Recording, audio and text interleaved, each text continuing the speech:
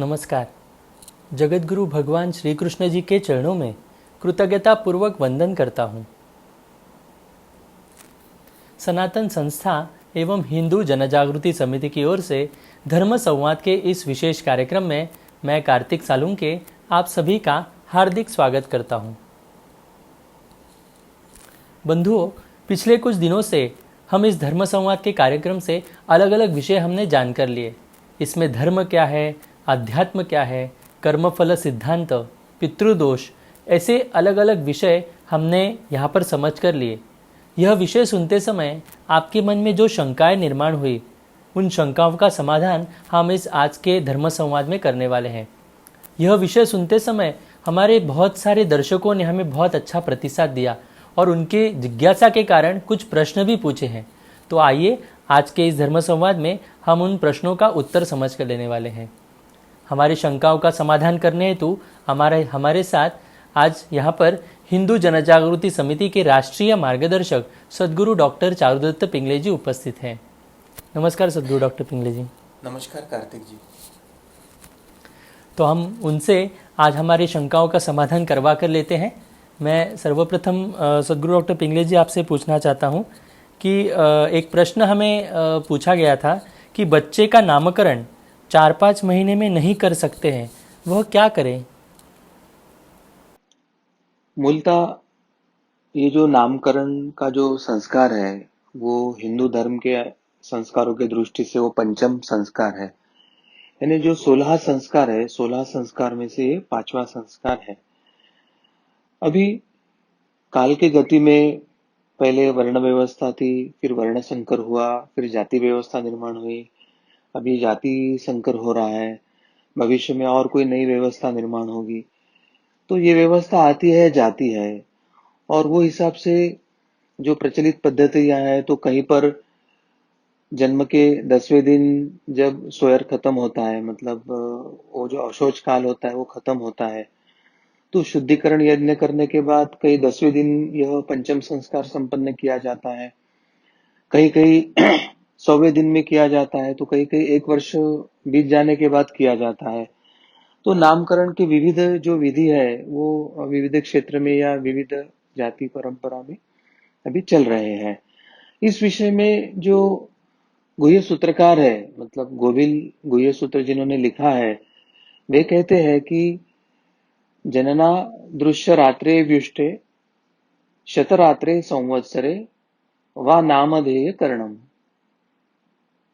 इसमें ये स्मृतिकार लिख रहे हैं कि नामकरण संस्कार ये जो है, ये संस्कार के कारण जो बालक है उनकी आयु तथा उनके अंदर का जो तेज होता है, चाहे तप का तेज हो, ईश्वरी तेज हो, उसमें वृद्धि होती है। और उस बालक को जब एक लौकिक या व्यवहारिक नाम मिलता है और उस नाम से वो व्यक्ति जाना जाता है या उसको किसी कारणवश प्रसिद्धि मिलती है, तो उसका एक अलग अस्तित्व भी समाज में निर्माण होता है। और इसलिए नाम के संदर्भ में ऐसे बताया जाता है कि 2 प्रकार के नाम देना चाहिए। एक है वो गुप्त नाम और दूसरा है वो प्रचलित नाम। अब गुप्त नाम क्यों दिया जाता है या प्रचलित नाम अलग क्यों दिया जाता है, तो इसके पीछे क्या शास्त्र है या क्या विचार है, वो अब हम समझ लेंगे। तो जैसे कहा है कि बच्चों के, बालकों के 2 नाम निश्चित करें, उसमें का जो एक नाम होता है वो उसके जन्म नक्षत्र या नाम नक्षत्र से संबंधित हो, और दूसरा जो नाम है वो माता पिता अपने रुचि के अनुसार रख सकते हैं। अब उसमें जो पहला बंधन बताए कि जो गुप्त नाम रखना होता है, तो गुप्त नाम केवल माता एवं पिता, इनको छोड़कर अन्य किसी को मालूम ना हो, ऐसे कहा जाता है। और इसका मूलतः कारण क्या है कि जो बालक है उसका जो मूल नाम होता है, तो मूल नाम के स्पंदन उस बालक से अधिक एकरूप और साम्यक होते हैं। और मूल नाम लेकर, जैसे समाज में कहा जाता है कि काली जादू होता है या मारण उच्चाटन या मोहन आदि जो कुछ एक तांत्रिक कर्म बताए गए हैं, तो वो कर्म करने से उसका परिणाम तीव्रता से उस बच्चा या व्यक्ति पर हो सकता है आगे के जीवन में। और उसका नाम अगर वो गुप्त रखा जाता है और उसका प्रचलित नाम के ऊपर अगर ऐसी कोई क्रिया की जाती है, तो ये जो कर्म किया जाता है उसमें सफलता अधिक नहीं मिलती है। अब कालानुरूप इस बातों की तरफ देखने की दृष्टि भी समाज की बदल रही है। तो नक्षत्र या राशियों के अनुसार ये नाम रखने की जो पद्धति है, उसका एक अन्य भी लाभ है।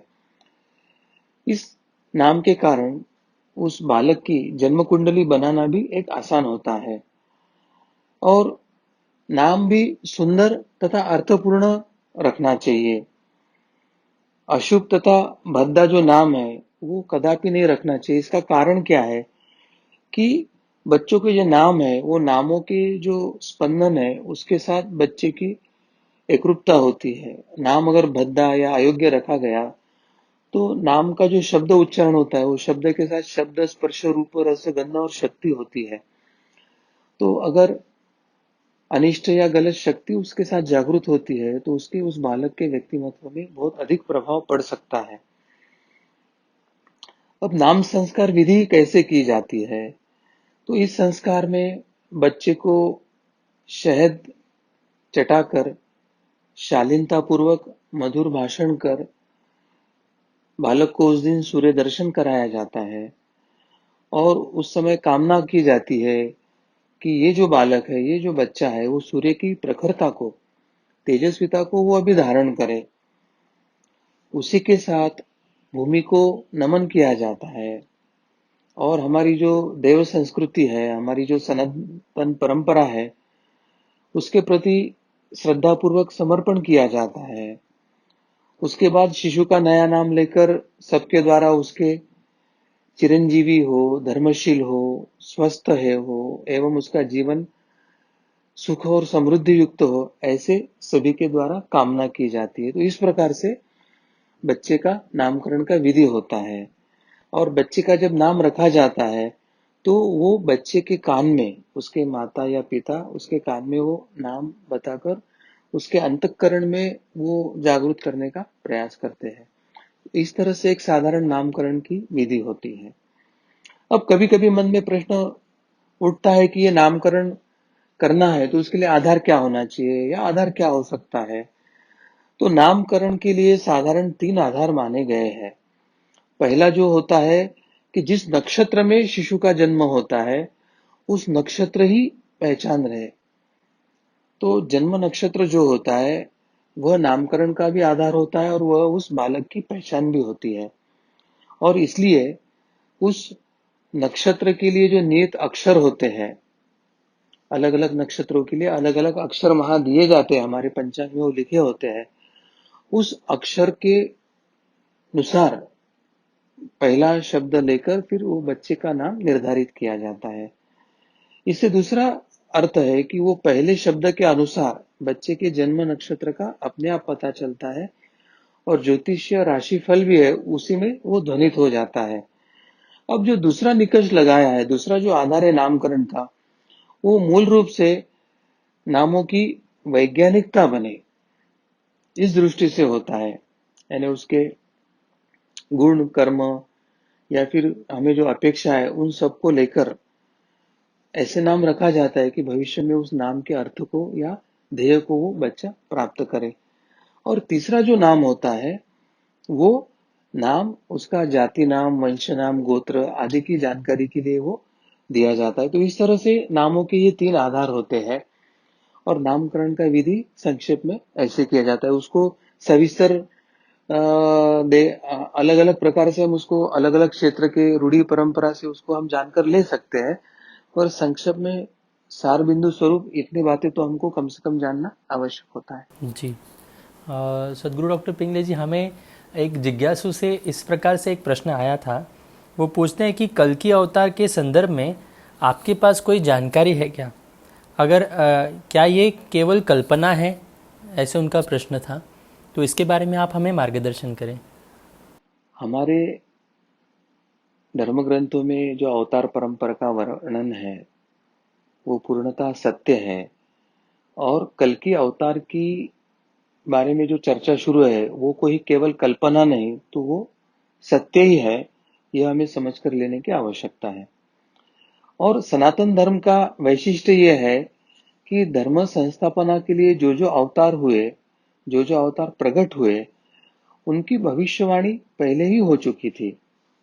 जैसे वाल्मीकि जी ने रामायण 200 वर्ष पूर्व लिखा था, और उसमें उन्होंने स्पष्टता से लिखा था कि श्री विष्णु ही श्री राम जी के अवतार धारण करके भूतल पर आएंगे और उनके अवतार में वो रावण नामक एक असुर का संहार करेंगे।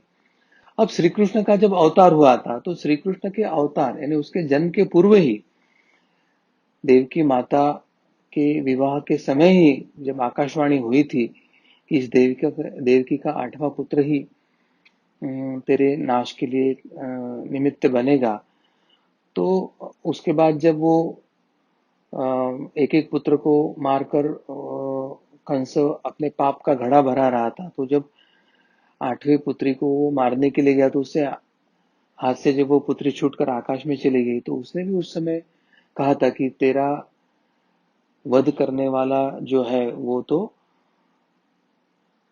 जन्म ले चुका है। तो इस तरह से जन्म के पहले और जन्म के समय विविध स्तर की भविष्यवाणी होकर अवतारों का संकेत हमें मिला है। विष्णु के अन्य अवतारों की तरह कल्कि का वर्णन वेदों में निश्चित नहीं है, लेकिन पुराणों में कल्कि अवतार के बारे में हमें व्यवस्थित वर्णन मिलता है।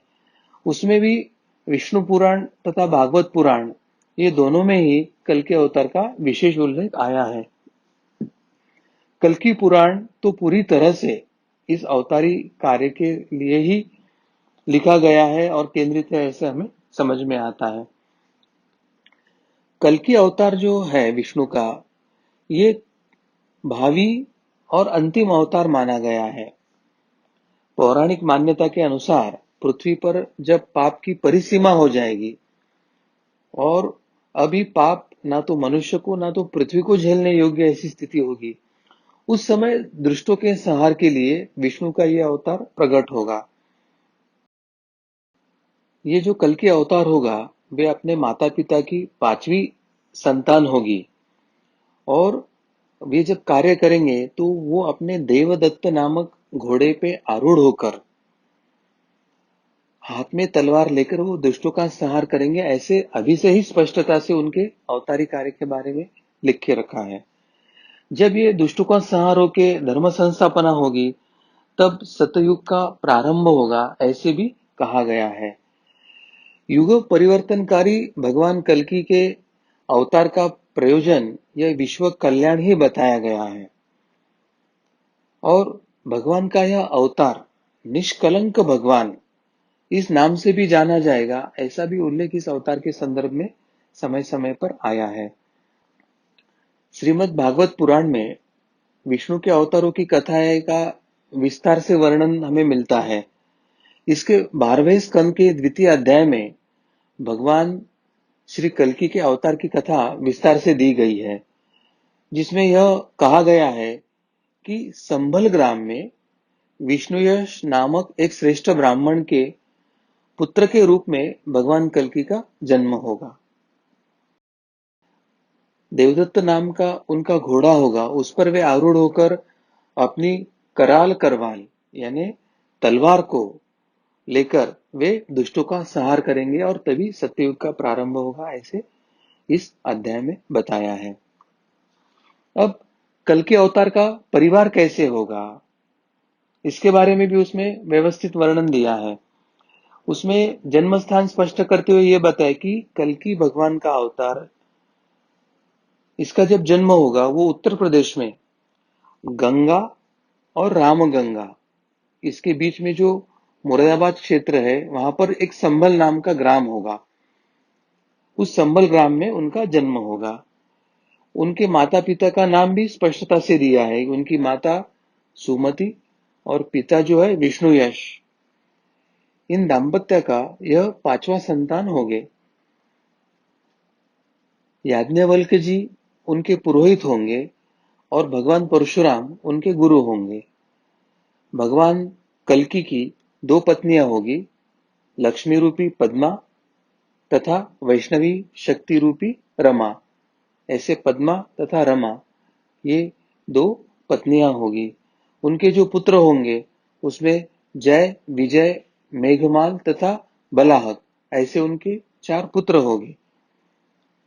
वह ब्राह्मण कुमार बहुत ही बुद्धिमान और पराक्रमी होंगे और मन में सोचते ही उनके पास उन्हें जो चाहिए वो वाहन, अस्त्र शस्त्र, योद्धा या कवच इत्यादि उनके मन में इच्छा होते से ही वो उनके सामने उपस्थित हो जाएंगे और वो भूतल पर से सभी दुष्टों का निर्दालन करेंगे। इस तरह का वर्णन ये भागवत में स्पष्टता से आया है।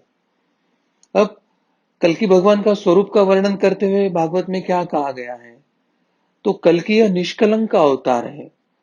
भगवान का जो स्वरूप है, जो सगुण रूप है, वो परम दिव्य होता है। दिव्य अर्थात दैवी गुणों से संपन्न होता है और ये जो रूप है वे अपने श्वेत देवदत्त नाम के अश्व पर सवार होकर कार्य करेंगे। भगवान का रंग तो गोरा यानी शुभ्र है, परंतु क्रोध के कारण वे कभी कभी काला भी हो जाता है, यानी अति क्रोध के कारण वो काला भी होता है। वे अपने अवतार कार्य में पीले वस्त्र को धारण करेंगे और इस अवतार में प्रभु उनके हृदय पर स्पष्टता से श्रीवत्स का चिन्ह अंकित है ऐसे हमको उस समय दिखेगा। उनके गले में कौस्तुभ मणि होगा और स्वयं का मुख पूर्व की ओर तथा अश्व दक्षिण में देखता प्रतीत होगा, ऐसे उनका वो रूप हमें दिखेगा। यह चित्रण कल्कि की सक्रियता और उनके गति की ओर संकेत करता है।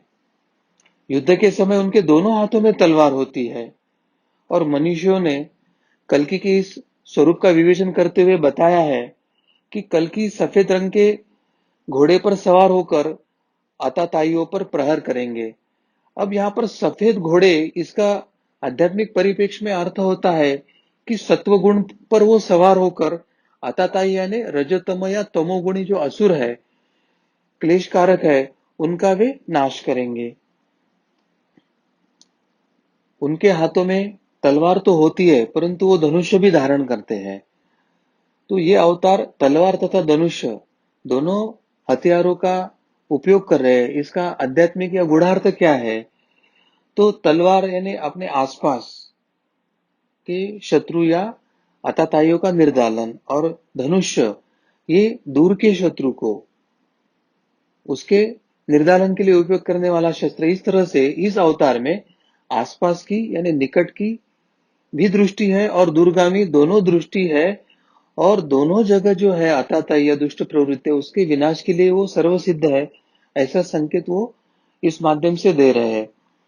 कल की अवतार की यह रणनीति है कि कल की यह समाज के विचारों को, मान्यताओं को तथा गतिविधियों की दिशा की जो धारा है उसके बदलाव या एक आध्यात्मिक परिवर्तन या धर्म के तरफ परिवर्तन का वो प्रतीक है, ऐसे समझने में कोई हर्ज नहीं, ऐसे मुझे लगता है। जी, हमें यहाँ पर स्पष्ट हो गया सदगुरु डॉक्टर पिंगले जी की कल की अवतार किस प्रकार से आएगा, उनका कार्य कैसे होगा और वो किस प्रकार से धर्म संस्थापना का कार्य करने वाले हैं। ये हमें यहाँ पर आपने बताने के बाद पूरा स्पष्ट हो गया है। एक प्रश्न हमें ऐसे भी आया था कि आजकल ज्योतिष काल सर्प दोष के बारे में कहते हैं, तो ये काल सर्प दोष क्यों आते हैं, ऐसा प्रश्न हमें पूछा गया था। तो इसके बारे में आप हमें बताएं। हमारे कर्म के अनुसार, पूर्व जन्मों के कर्म के अनुसार ही इस जन्म का हमारा प्रारब्ध निश्चित होता है और हमारा निश्चित जो प्रारब्ध है वो कुंडली द्वारा हमें कुछ मात्रा में हमें अध्ययन करके समझ में आ सकता है और हमारा जो प्रारब्ध होता है उस तरह से हमारे जन्म कुंडली में ग्रह स्थिति रहती है। वो आपको पाप भोग भोगने के लिए अनुकूल है या पुण्य भोग भोगने के लिए अनुकूल है, इतने तो स्पष्ट संकेत आपको मिलते हैं। और जीवन का उम्र का कौन सा कालावधि आपको कष्टमय होगा या जीवन का कौन सा कालावधि आपको सुखमय होगा, यह स्पष्ट संकेत हमारे कुंडली से हमें मिल सकते हैं। और इसलिए जब काल सर्प दोष हमारे कुंडली में बताया जा रहा है तो हमें यह समझने की आवश्यकता है कि इस दोष से जुड़े कुछ बड़े गलत कर्म, पाप कर्म पिछले जन्म में या हमारी पिछली पीढ़ी के द्वारा हुए हैं, यह हमें समझने की आवश्यकता है। काल सर्प दोष लगने के पीछे अनेक कर्म हो सकते हैं। अधिकतर पूर्वजों से संबंधित दोषों के कारण हमारी कुंडली में काल सर्प दोष लगता है और इसके 22 प्रकार बताए गए हैं। यानी हमारे पूर्वजों के कौन से दोष है जिसके कारण उसके वंश में जन्म लेने वाले व्यक्ति के जीवन में काला सर्प दोष आता है, उसके 22 प्रकार बताए हैं। जैसे हमारे परिवार में किसी ने नाग देवता या सर्प को मारा हो, तो सर्प के मृत्यु या सर्प के श्राप के कारण जो दोष आता है वो काला सर्प दोष के रूप से हमारी कुंडली में प्रतीत होता है। किसी स्त्री का शाप लगा हो किसी कारणवश, या जैसे कुछ आदि दैविक आदि आध्यात्मिक कारण होते हैं, उसमें पिशाच बाधा आदि के कारण भी यह दोष लगता है। गत पीढ़ी के लोगों द्वारा किए गए जो बुरे कर्म है उसके भी दोष इसमें हमें लग सकते हैं। उदाहरण के तौर पर जैसे दादाजी ने किसी का कर्ज लिया है और चुकता नहीं किया है, और जिसका चुकता नहीं किया वो व्यक्ति अभी इस जन्म में अगर उसके पोते को कष्ट देने आने वाला है सूक्ष्म देह लेकर, तो ऐसे समय उस पोते के जन्म कुंडली में काल सर्प का दोष वहां प्रकट होता है और वो पोता अपने दादाजी के किए कर्म का कष्ट उस समय भोगते रहता है। तो ऐसे समय में जितना कर्जा अधिक होता है उतना काल सर्प दोष तीव्र होता है, यह समझने की आवश्यकता है। तो कुंडली में ये विविध आध्यात्मिक परिप्रेक्ष्य से कुछ बातें ऐसे बताई है कि जिसको ज्योतिष शास्त्र के अध्ययन के बाद, साधना के अध्ययन के बाद, या धर्मशास्त्र को समझने के बाद, या कर्मफल सिद्धांत या पुनर्जन्म के शास्त्र को समझने के बाद समझना आसान होता है। इसलिए मैं सभी से यह आह्वान करना चाहता हूं कि आप साधना कीजिए, धर्मशास्त्र जानिए, कर्मफल एवं पुनर्जन्म के सिद्धांत का अध्ययन कीजिए, और कुंडली में अनुकूल प्रतिकूल क्या योग है वह भी आप जान लीजिए। और वर्तमान परिप्रेक्ष्य में कानून की मर्यादाओं में कानून जिस बात की सम्मति देता है, ऐसे जो भी कर्म आप अपने जीवन में करना चाहिए वो भावपूर्ण और परिपूर्ण जरूर कीजिए। जी। सदगुरु डॉक्टर पिंगले जी, एक प्रैक्टिकल प्रश्न हमें यहाँ पर पूछा गया है जो बहुत सारे लोगों को यहाँ पर अभी ये समस्या निर्माण हुई है। वो इस प्रकार से है कि मैं नाम जप करते करते सो जाता हूँ, भूल जाता हूँ, तो ऐसे में मैं क्या करूँ? ऐसे उनका प्रश्न है। नाम जप करते करते अगर यदि किसी को नींद आती है तो सर्वप्रथम उस नींद के कारण क्या है उसका थोड़ा सा अध्ययन करना आवश्यक है। सामान्यतः आध्यात्मिक जो उन्नत है या अध्यात्म शास्त्र धर्मशास्त्र है, वो अधिकतम जो कारण है वो शारीरिक, मानसिक और आध्यात्मिक, और आध्यात्मिक में एक आदि दैविक और आदि आध्यात्मिक या आदि भौतिक, इस तरह से भी उसका वो विवेचन करते हैं। तो हमें हर कारण, कष्ट के पीछे क्या कारण है वो हमें समझ लेने की आवश्यकता है, और जो कारण है वो कारण जानकर अगर हम वो उपाय ढूंढते हैं तो उसका फल भी अधिक होता है। जैसे भौतिक दृष्टि से क्या है कि कभी कभी हमारी नींद पूरी नहीं होती है, किसी दिन भाग दौड़ करके थकान होती है, उस दिन हमें थोड़ी सी नींद आने की संभावना होती है। कभी कभी मानसिक तनाव बढ़ जाता है, तो मानसिक तनाव बढ़ने के कारण फिर मन सोने का इच्छा करता है, या कभी कभी ज्यादा शारीरिक कष्ट होने के कारण भी ऐसी स्थिति हो सकती है। तो ऐसी स्थिति में अगर हमें नींद आ रही है तो हम समझते हैं कि इसके पीछे एक तो शारीरिक कारण है या हमारे मानसिक कारण है।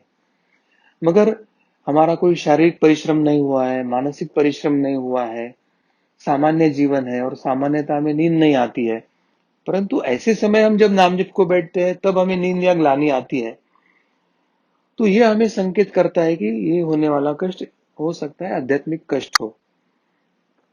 क्योंकि हम नाम जप की जो साधना करते हैं उससे सत्व गुण बढ़ता है, तो वहां पे एक सकारात्मकता बढ़ती है, और जो वातावरण में अनिष्ट शक्तियां होती है या हमें कष्ट देने वाली अनिष्ट शक्तियां है, वो ना तो आप में सत्व गुण बढ़ा हुआ वो सहन कर सकते हैं, ना तो आपके आसपास के वातावरण में सत्वगुण बढ़ा हुआ वो सहन कर सकते हैं, और इसलिए आपका नाम जप ना हो, आप नाम जप ना कर सके, इसके लिए वे बाधा निर्माण करते हैं, और फिर किसी को नींद लाते हैं, किसी के मन में विचारों का बवंडर जागृत करते हैं, या किसी के मन में नकारात्मक विचार डालते हैं, और आपको नाम जप करने से वो परावृत्त करने का प्रयास करते हैं। इसलिए अब हमें क्या करना चाहिए? तो संतों या आध्यात्मिक यहाँ बनी हुई जो एक सात्विक अगर उद्बत्ती है, उद्बत्ती हमारे आसपास लगा के रखना चाहिए। अगर नींद आती है तो मन ही मन नाम जप करने के बजाय बड़ी आवाज में, थोड़ी बड़ी आवाज में नाम जप करके स्वयं सुन पाए, ऐसी स्थिति में नाम जप करना चाहिए। अधिक कष्ट हो रहा तो नाम जप वही में लिखते लिखते, लिखना भी है और नाम जप करना भी है। मनन, कायिक, वाचिक, मानसिक तीनों स्तर पर हमें नाम जप करना है। अधिक नींद आती है तो खड़े होकर नाम जप करे या टहलते हुए नाम जप करे, और अधिक नींद आती है तो मुंह पर बीच बीच में पानी छिड़के ताकि नींद हट जाए। तो इस तरह से कुछ उपाय हम प्रत्यक्ष आध्यात्मिक कष्टों के लिए कर सकते हैं, और आवश्यक है तो आप सनातन के किसी साधक या समिति के किसी कार्यकर्ता की भी सहायता लेकर इन संकटों पे मात करने के लिए समय समय पर उपचार पूछ सकते हैं। तो इस तरह का आप उपाय जरूर कीजिए। जी, हमारी साधना निरंतर हो, हमसे नामजप हो, इसके लिए हमें जो उपाय बताए गए हैं हम निश्चित रूप से वैसे प्रयास कर सकते हैं और हमारी साधना योग्य रूप से हम करने का प्रयास करेंगे। एक प्रश्न हमें ऐसे यहाँ पर पूछा गया था कि कोरोना के कारण समाज में विभिन्न प्रकार की नकारात्मकता है, तो इससे समाज कैसे उभरे, इसके बारे में आप हमें मार्गदर्शन करें। कोई नैसर्गिक आपदा हो या इस प्रकार की कोई महामारी हो, इसके जो परिणाम है वो सभी को झेलने पड़ते हैं, चाहे अच्छा हो या बुरा व्यक्ति हो, सत्वगुणी हो रजतम गुणी हो। जैसे कहते हैं कि अग्नि में सूखी लकड़ियों के साथ गीले को भी जलना पड़ता है, उसी तरह से जब ऐसे आपदा आती हुए तो बुरे व्यक्तियों के साथ अच्छे व्यक्तियों की भी कष्ट झेलना ही पड़ता है। अब ऐसे में आवश्यक क्या होता है कि हम अपनी ऐसी स्थिति निर्माण करें कि जिसके कारण हम इस परिस्थिति से लड़कर अपना अस्तित्व बनाए रखें। हमारा मनोबल, आत्मबल ऐसे हो कि प्रतिकूलता के ऊपर मात करते हुए उसमें हम अपना अस्तित्व बनाए रखें। क्योंकि ऐसे समय में मन में तनाव आता है, नकारात्मक विचार आती है, परिस्थिति का बदलाव ना स्वीकारने के कारण संघर्ष भी होता है। और ऐसी स्थिति में अगर हमको इस परिस्थिति को अपने अनुकूल बनाना है या परिस्थिति पर विजय करना है, तो हमें ऐसे कुछ प्रयास करना पड़ता है जिससे हमारा मनोबल बढ़े, हमारा आत्मबल बढ़े, और संकट को पार होकर हम आगे जाएं। जैसे मैंने पहले ही बताया कि किसी भी समस्या के लिए भौतिक यानी स्थूल या शारीरिक या मानसिक या आध्यात्मिक ऐसे तीन प्रकार के कारण होते हैं। तो कोरोना कोरोना जो विषाणु है, ये समस्या के लिए अब कारणीभूत घटक क्या है, तो उसमें भौतिक क्या है, मानसिक या मनोवैज्ञानिक घटक क्या है, या आध्यात्मिक घटक क्या है, ये हम समझ लेंगे। फिर ये घटकों का जो है, तो उसके समस्या के पहलू पर क्या परिणाम हो रहा है, या इस समस्या के पहलू को वो कैसे प्रभावित कर रहे हैं। और अगर समस्या का हमको कारण भौतिक है या मानसिक है या आध्यात्मिक है और उसके पहलू समझ में आए, तो हर कारण के लिए अलग अलग प्रकार की हमको उपाय योजना या समाधान ढूंढना होगा। तो एक सारणी के माध्यम से अभी हम समझ लेंगे। तो कोरोना विषाणु की समस्या के लिए कौन से भौतिक घटक कारणीभूत है?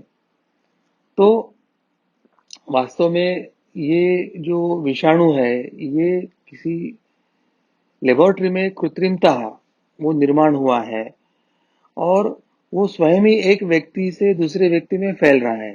चाहे छींक हो, खांसी हो, या 1 मीटर से कम संपर्क में आने के कारण उस व्यक्ति के वातावरण में आजू-बाजू में जो विषाणु है, उसके कारण वो फैल रहा है। तो ये होगी उसका भौतिक भौतिक पहलू कि भौतिक दृष्टि से वो ऐसे फैल रहा है। अब ऐसे फैल रहा है तो उसका फिर समाधान भौतिक दृष्टि के स्तर पर भी हमको ढूंढना होगा। अब वो क्या है?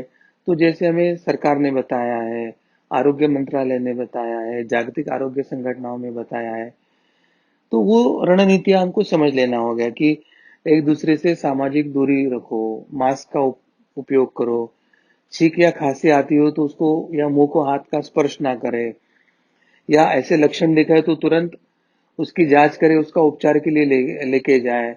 अगर संभावना लगती है तो उसको अकेला रखना, यानी क्वारंटाइन करना, और उसके भौतिक दृष्टि से कोई टीका इत्यादि विकसित करना। इस प्रकार के उपाय हमको भौतिक दृष्टि से ढूंढना होगा।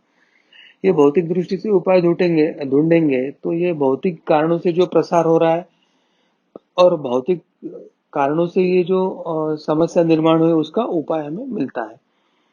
अब कोरोना विषाणु की समस्या के लिए कुछ मनोवैज्ञानिक कारणों का कुछ उसमें सहयोग है क्या?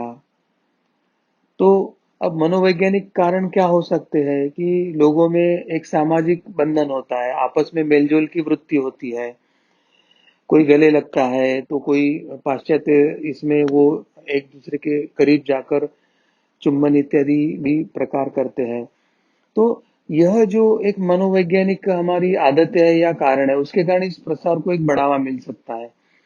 अब दूसरा इसमें मनोवैज्ञानिक प्रभाव क्या हो सकता है कि अगर विषाणु का हमें संक्रमण होगा क्या, मुझे कोरोना हो गया क्या, इस तरह का एक मन में डर आकर उसका एक तनाव निर्माण हो सकता है। या फिर नहीं होने के उपरांत भी वो डर के कारण ही व्यक्ति आधा मरा सा हो जाता है, मनोबल खत्म हो जाता है। अभी आर्थिक समस्या पूर्णतः निर्माण नहीं हुई, या पूर्ण औद्योगिक जो है वो ठप नहीं हुआ है, या आर्थिक जो समाज की या राष्ट्र की व्यवस्था है वो अभी कोलैप्स नहीं हुई, फिर भी भविष्य कैसे होगा, भविष्य में आर्थिक नियोजन कैसे रहेगा, इसके बारे में मन में शंका, किसी की नौकरी जा रही है, जाने की संभावना है तो उसका परिणाम हो सकता है। या हमारे कोई प्रियजन का मृत्यु या खोने का डर है, या हुआ है तो उसका मानसिक परिणाम, इस तरह के एक मनोवैज्ञानिक उसमें पहलू निर्माण होते हैं। तो इसके ऊपर उपाय क्या है? तो मन के हमारी जो आदत है उस पर हमें नियंत्रित करना होगा। ये जो मेलजोल है उसको, या सामूहिक हमें एकत्रीकरण जो होता है उस पर निर्बंध लगा के एक सामाजिक दूरी जो है उसका महत्व जानकर वैसे हमको प्रत्यक्ष कृति करना। संबंधित समस्याओं के लिए एक मानसिक हमको परामर्श करना होगा, जिसको हम काउंसलिंग कहते हैं। डर या भय या भविष्य की चिंता के लिए स्वयं सूचना, या जिसको ऑटो सजेशन या साइकेट्रिक पर्सनैलिटी डिफेक्ट काउंसलिंग में जो हमें बताया जाता है उस प्रकार के कुछ हमको उसको उपाय निकालना होगा। हमारा मन मजबूत हो, परिस्थिति स्वीकारने के लिए सक्षम हो, परिस्थिति पर मात करने के लिए मनोबल निर्माण हो, इसके लिए हमें स्वभाव दोष एवं अहम निर्माण की प्रक्रिया, जिसको हम अंग्रेजी में पर्सनैलिटी डिफेक्ट रिमूवल या ईगो रिमूवल प्रोसेस ऐसे जो कहते हैं, तो ऐसे कुछ प्रक्रियाओं को हमको सहायता लेने की आवश्यकता है। और तीसरा जो ये समस्याओं का जो कारण होता है उसमें एक आध्यात्मिक परिप्रेक्ष्य होता है, और सामान्यतः हर समस्या में आध्यात्मिक परिप्रेक्ष्य होता ही है। और आयुर्वेद हो या अध्यात्म शास्त्र हो या धर्मशास्त्र हो, वो हर समस्या के लिए आध्यात्मिक कारण मीमांसा बताते हैं। अब जो स्वयं को सुधारवादी कहते हैं या स्वयं को पुरोगामी कहते हैं या सेकुलर कहते हैं, वो बहुत से लोग ये आध्यात्मिक परिप्रेक्ष्य को जानते नहीं। मगर इस कोरोना आपत्ति ने पूरे विश्व को विज्ञान पर अंधश्रद्धा रखकर विज्ञान को ही श्रेष्ठ मानने वालों को अपने घुटने के बल बिठा दिया है। ना तो विज्ञान ना तो दवाई अभी तक मनुष्य को कुछ सहायता कर पाई है। तो विज्ञान की भी मर्यादा यहाँ पर स्पष्ट हुई है। इसका मतलब ये नहीं है कि विज्ञान का उपयोग ना करें, मगर हर चीज की मर्यादा हमको समझने की आवश्यकता है। मगर यहाँ पर आध्यात्मिक जो पहलू है, परिप्रेक्ष्य है, उसका महत्व यहाँ पर जागृत होता है। और अध्यात्म के परिप्रेक्ष्य में इस विषाणु के प्रसार में शक्तिशाली अनिष्ट शक्तियों का सहभाग है, ऐसे शास्त्र कहता है। और कोरोना विषाणु की समस्या और उसके प्रसार का मूल कारण ये आध्यात्मिक परिप्रेक्ष्य में ही है। लोगों ने जो रजतम या अपनी बुरी वृत्ति, स्वार्थी वृत्ति, भ्रष्टाचारी वृत्ति, दूसरे को कष्ट देने की वृत्ति, स्वयं के सुख के लिए दूसरे को प्रताड़ित करने की वृत्ति, आर्थिक महासत्ता बनने की, विश्व पर राज करने की, मेरे ही पंथ का प्रसार हो, दूसरे पंथ नष्ट हो जाए, इस प्रकार की जो तमोगुणी वृत्तियों का जो उत्कर्ष हुआ है, उसके कारण जो समाज में एक सत्वरजतम का असंतुलन निर्माण हुआ है, उसके कारण ये अनिष्ट शक्तियां प्रबल होकर उन्होंने ये आपत्ति लाई है। और इसका आध्यात्मिक परिप्रेक्ष्य में ही उपचार ढूंढना पड़ेगा। और आध्यात्मिक परिप्रेक्ष्य का पहला उपचार यानी आपको नियमित साधना करनी होगी, योग्य साधना करनी होगी, धर्म का ज्ञान करना होगा। हर समस्याओं के पीछे आदि भौतिक, आदि दैविक, आदि आध्यात्मिक क्या कारण होते हैं वो मीमांसा करके सीखने की आपको आवश्यकता होगी। कर्मफल न्याय, पुनर्जन्म या धर्मशास्त्र को समझकर उसके मार्ग पर चलने से क्या हमें लाभ होता है और उसके विरोध में चलने से क्या हमारी हानि होती है वो समझने की आवश्यकता है।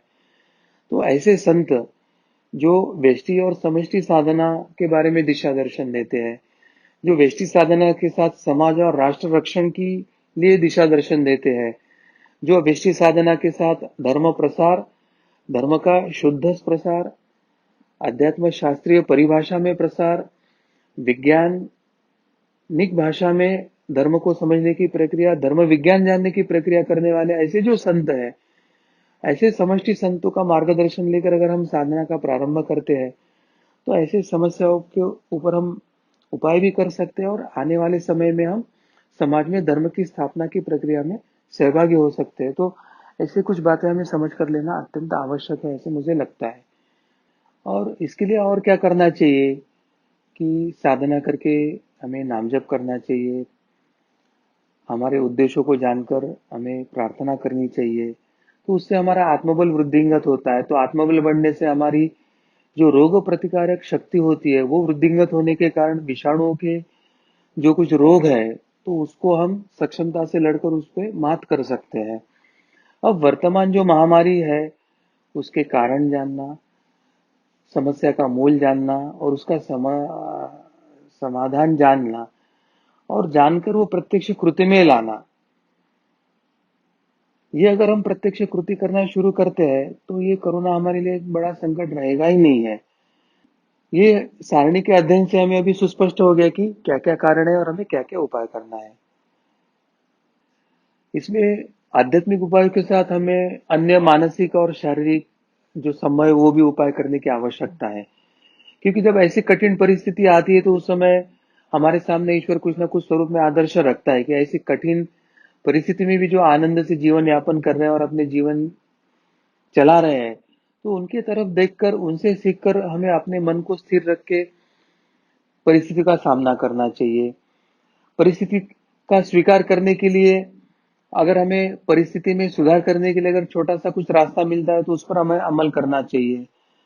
ऐसे परिस्थिति में जो आर्थिक संकट आ रहा है तो ऐसी समस्या से उभरने के लिए हमें वर्तमान जो हमारी जो जीवन शैली है उसमें बदलाव करके पैसे की बचत हो, कम खर्च हो और इस आर्थिक संकट से उभरने के लिए हमारे पास कुछ धन संचय हो, इस तरह का विचार करके हमारे जीवन शैली में भी हमें बदलाव करने की आवश्यकता है। और इसके बारे में हमने 2 धर्म संवादों का आयोजन करके इस आपत्ति में आर्थिक स्तर पे क्या करना है, मानसिक स्तर पे क्या करना है, सामाजिक स्तर पे क्या करना है, राष्ट्रीय स्तर पे क्या करना है, नैसर्गिक आपदा है तो क्या करना है, मानव निर्मित आपदा है तो हमें क्या करना है, ऐसी सभी बातों हमने उन 2 धर्म संवादों में बताई है। तो आप भी हमारे YouTube चैनल पे जाकर इस धर्म संवादों को देखकर स्वयं अध्ययन करें और अपने अपने रास्ते निकाल कर उस मार्ग पर चलना शुरू कर दें। जी, बहुत बहुत धन्यवाद सद्गुरु डॉक्टर पिंगले जी। ये अत्यंत वर्तमान स्थिति में ये कठिन समय जो चल रहा है उसके ऊपर उपाय क्या है ये अभी हमें यहाँ पर पता चले, और जैसे हमें यहाँ पर बताया गया इस कोरोना के संकट के समय हमारा अभी कर्तव्य क्या है, हमें किस प्रकार से उपाय करने हैं, ऐसे विषयों पर 2 धर्म संवाद हो चुके हैं और आप हमारे इस YouTube चैनल पर ये धर्म संवाद अवश्य देख सकते हैं। इसमें आपको हर प्रकार का मार्गदर्शन है वो आपको मिलेगा। और जैसे हमें पता चला कि ये जो बीमारी है ये आध्यात्मिक स्वरूप से है, तो इस पर उपाय यानी साधना, तो वो साधना की दृष्टि से आप नामजप अगर करना चाहते हैं तो हमारा सुबह 10:30 बजे नामजप सत्संग भी चलता है। इसी चैनल पर आप उसको अवश्य देख सकते हैं और साधना प्रारंभ कर सकते हैं। हम अगले प्रश्न की ओर जाते हैं। एक प्रश्न हमें यहाँ पर आया था कि इस जन्म में अधिक पुण्य कर्म किए तो अगले जन्म में मनुष्य देह मिलेगा क्या? देखो, हमारे जो जन्मों के कर्म है या जन्मों जन्मों के कर्म है उसका जो फल है चाहे पाप हो या पुण्य हो वो आपका मृत्यु के बाद का प्रवास और फिर आपका अगला जन्म जो है वो तय करता है। अब किसी को लगता है कि पुण्य कर्म करना अच्छा है और पाप करना बुरा है, तो ये तो पाप की तुलना में पुण्य कर्म करना अच्छा ही है। परंतु पाप कर्म करके हम नरक में जाते हैं और फिर अगले जन्मों में हम पाप के फल भोगते हैं, तो हमारा जीवन बहुत कठिन होता है अलग अलग योनि में। और अगर हम पुण्य कर्म करते हैं तो पुण्य कर्म करने वाला पहले स्वर्ग में जाता है, स्वर्ग में भोग भोगता है, और पुण्य कर्म जब खत्म हो जाता है तो फिर से उसको भूतल पर जन्म लेकर अपने संचित के जो अगले प्रारब्ध है उसको भोगने के लिए उसको पृथ्वी पर ही दोबारा जन्म लेना पड़ता है। और शास्त्र क्या बताता है कि पुण्य से स्वर्ग प्राप्ति होगी और पापों से नरक की प्राप्ति होगी, मगर दोनों आपको दोबारा जन्म लेने के लिए पृथ्वी पर ही लाएगा। और साधना का ध्येय, मनुष्य जन्म का ध्येय है, ये बताता है शास्त्र कि आपको ना तो स्वर्ग चाहिए ना तो नरक चाहिए, तो आपको जीवन मुक्त होना है, जन्म मृत्यु के चक्र से मुक्त होना है। तो इस संदर्भ में हमने कुछ पिछले धर्म संवादों में विस्तार से चर्चा किया है। आप उस धर्म संवाद को देखकर इसका आप उत्तर जान लीजिए। मगर आप साधना जरूर शुरू कीजिए, और साधना शुरू करके पुण्य का भी नाश और पाप का भी नाश करने का प्रयास कीजिए, ताकि आप जन्म मृत्यु के चक्रों से मुक्त हो जाए। जी। सदगुरु डॉक्टर पिंगले जी, कर्मफल सिद्धांत के ऊपर ही एक जिज्ञासु ने हमसे ऐसे भी प्रश्न पूछा कि गत जन्म के कर्म के फल इस जन्म में मिलते हैं, फिर इस जन्म में जो अच्छे कार्य करते हैं उसका इसी जन्म में कोई भी मूल्य नहीं है क्या? ऐसे उनका प्रश्न था। वास्तविक में इस जन्म के सभी कर्मों का जो फल है वो अगले जन्म ही में मिलता, ऐसा कुछ नहीं है। इस जन्म के कुछ फल जो है, जिसका फल भोगने के लिए अनुकूलता नहीं, वो अगले जन्म में जाते हैं। और इस जन्म के जो फल जो इसी जन्म में हम भोग कर अनुकूल भोगने के हेतु अनुकूल है, ऐसे कुछ फल है वो इसी जन्म में हम भोग लेते हैं। तो हमारी जो कर्म है, कर्म की तीव्रता है, और वो भोगने के लिए जो अनुकूलता है, मतलब जिससे हमारा लेन देन है, वो मनुष्य देह में है या नहीं, ये सब बातें देखकर इस जन्म में भोगना है या अगले जन्म में भोगना है वो तय होता है। तो हमारे कर्म, कर्म की परिस्थिति और फल और भोगने की सुविधा, ये चार निकष जो है वो महत्व के हैं। जैसे कोई व्यक्ति अपना बीमा निकलता है और बीमा का वो हफ्ता हर माह भरते रहता है, तो बीमा का हफ्ता हर माह भरते रहता है, तो उसको ये पता रहता है कि एक तो जिसका बीमा निकला है उस व्यक्ति के पश्चात पूर्ण बीमा के पैसे भरे ना भरे, बीमा के जितने पैसे मिलना है उसके मिलने वाले हैं। या अगर बीमा के हफ्ते भरते भरते बीमा का कालावधि पूर्ण हो गया और मृत्यु नहीं हुआ, तो विशिष्ट रकम उसको मिलने वाली है, उसको पता है। तो वो अपने किस्त हर समय देते रहता है, और वो ये चिंता नहीं करता है कि मुझे वो पैसे मिलने वाले हैं या नहीं मिलने वाले हैं, क्योंकि उसे वर्तमान जो प्रशासकीय यंत्रणा है या वर्तमान जो कार्य पद्धति है उसका उसे ज्ञान होता है। मगर मनुष्य साधना की अभाव में, धर्मशास्त्र के ज्ञान के अभाव में, शास्त्रों के ज्ञान के अभाव में उसे ये पता नहीं है कि मैं जो कर्म करता हूँ ये कर्म का फल कब वो फलित होने वाला है, मुझे कब भोगना है और वो भोगने की अनुकूलता कब आएगी, इसका ज्ञान मनुष्य में नहीं होता है। इसलिए उसे ये पता नहीं रहता है कि कौन से कर्म का फल मुझे इस जन्म में भोगना है या अगले जन्म में भोगना है। तो यह हमें समझने की आवश्यकता है कि जिसका कर्म त्वरित फलित हो और भोगना संभव है वो इसी जन्म में होते हैं, और बाकी सब आपके अगले जन्मों के संचित में चले जाते हैं। तो हमें क्या करना चाहिए कि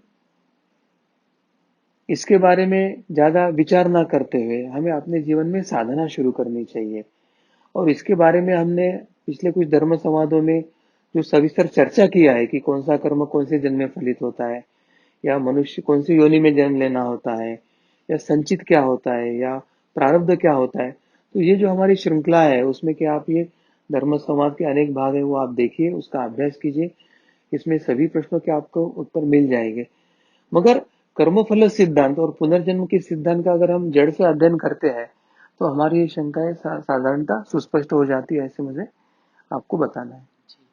मैं यहाँ पर सभी दर्शकों को बताना चाहूँगा कि कर्मफल सिद्धांत एवं पुनर्जन्म सिद्धांत इस विषय पर हमने लगभग 8 से 10 भाग यहाँ पर किए हैं।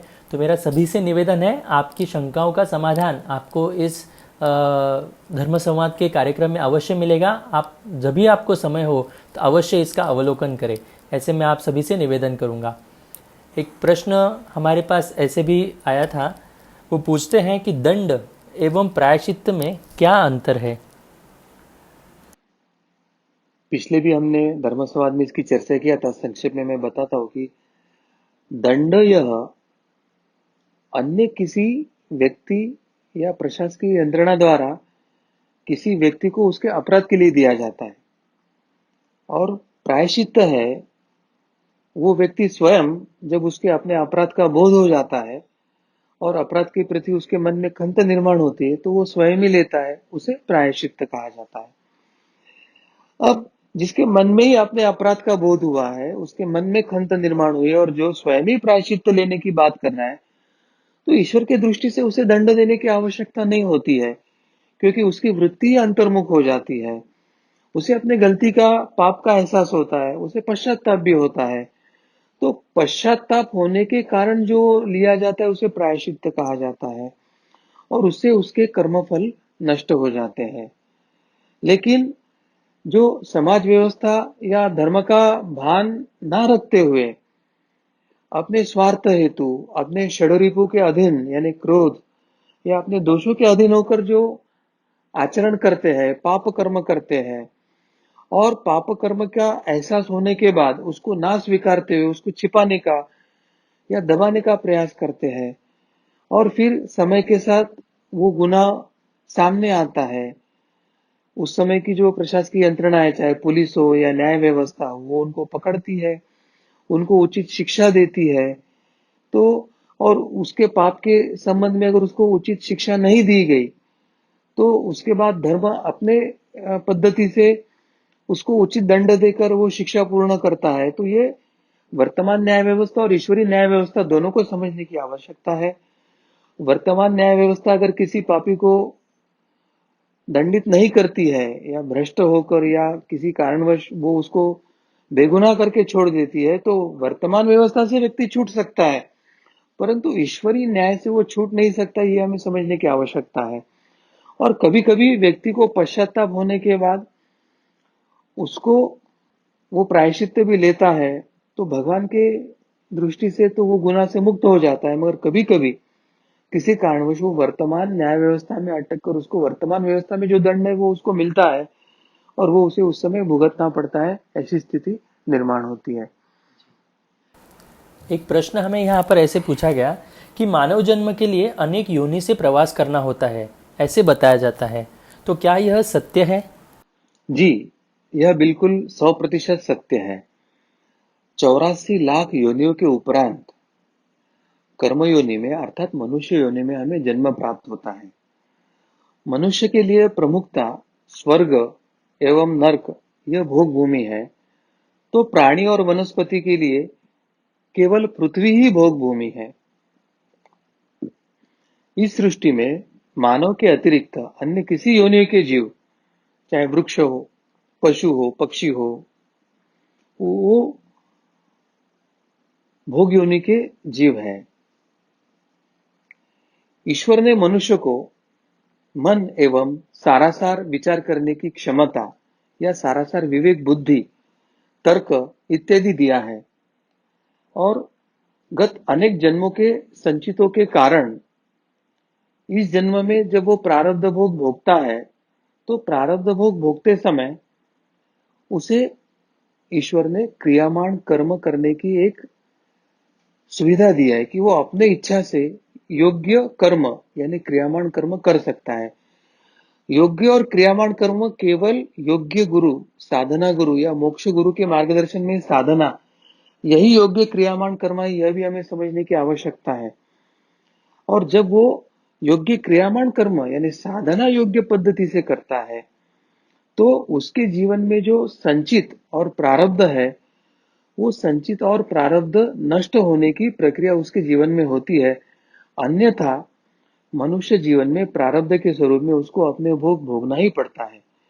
तो हमें यह जान लेने की आवश्यकता है कि पृथ्वी पर वनस्पति प्राणी या ये निर्जीव सृष्टि है, वो भोग योनि है और वो पूर्णतः भोग भोगने के लिए आए। और मनुष्य एकमात्र ऐसी योनि है जो कर्म योनि है, जिसमें कुछ भाग उसके प्रारब्ध के भोगना है, परंतु उसके साथ उसको क्रियामान कर्म करके अपने प्रारब्ध पर मात करनी है, संचित पर मात करनी है और उसको ईश्वर या आनंद प्राप्ति करना है। तो मनुष्य जन्म का महत्व अगर हम समझ लेते हैं, साधना का महत्व हम समझ लेते हैं, जीवन में साधना या मोक्ष गुरु इनका महत्व अगर हम समझ लेते हैं, तो वर्तमान जो काल है ये साधना के लिए अत्यंत अनुकूल है। ये संधि काल है, हजारों जन्मों की साधना इस काल में संभव है। तो इस समय साधना करके जीवन मुक्त हो, ईश्वर प्राप्ति करो, आनंद प्राप्ति करो। ऐसे में आप सबको विनती करना चाहता हूँ, ये आने वाले 2-4 जो वर्ष है वो अत्यंत स्वर्णमय है, साधना के लिए अनुकूल है। भयता अत्यंत प्रतिकूल और अत्यंत संकटमय काल भी है, परंतु इस समय अगर आप किसी गुरु के चरण पकड़ लेते हो और किसी गुरु का हाथ अपने पीठ पर या मस्तक पर लेने के लिए आप सफल होते हो, तो मुझे लगता है कि आपके इस मनुष्य जीवन की इतिश्री या सफलता आपने कर लिया, ऐसे मुझे लगता है। इतना ही मुझे कहना है कार्तिक। बहुत बहुत धन्यवाद सद्गुरु डॉक्टर पिंगले जी, आप हमारे मन के शंकाओं का समाधान कर रहे हैं। हम सभी आपके प्रति बहुत बहुत कृतज्ञ हैं। इस धर्म संवाद के कार्यक्रम के माध्यम से हमारे मन के बहुत सारे प्रश्न, शंका, अलग अलग विषय से संबंधित इसके समाधान हमें इस कार्यक्रम के माध्यम से मिले। आपके यदि कोई सुझाव हो तो आप अवश्य अपने चैट बॉक्स पर, कमेंट बॉक्स पर दे सकते हैं। मैं सभी से निवेदन करना चाहूँगा कि ये जो महत्वपूर्ण कार्यक्रम आप सभी लोगों तक पहुँचे, इसके लिए आप हमारा यह यूट्यूब चैनल जो है इसको अवश्य सब्सक्राइब करें, हिंदू जागृति यह यूट्यूब चैनल, और जो फेसबुक के दर्शक हैं वो हिंदू अधिवेशन यह पेज लाइक करें, ताकि आपको समय समय पर नोटिफिकेशन मिलते रहे और जो भी नया वीडियो हम प्रसारित करने वाले वो आप तक पहुंच पाए। तो यही आप सभी से निवेदन था। भगवान श्री कृष्ण जी की असीम कृपा से आज का धर्म संवाद का यह विषय यहाँ पर समाप्त हुआ है, संपन्न हुआ है, ऐसे मैं घोषित करता हूँ। नमस्कार।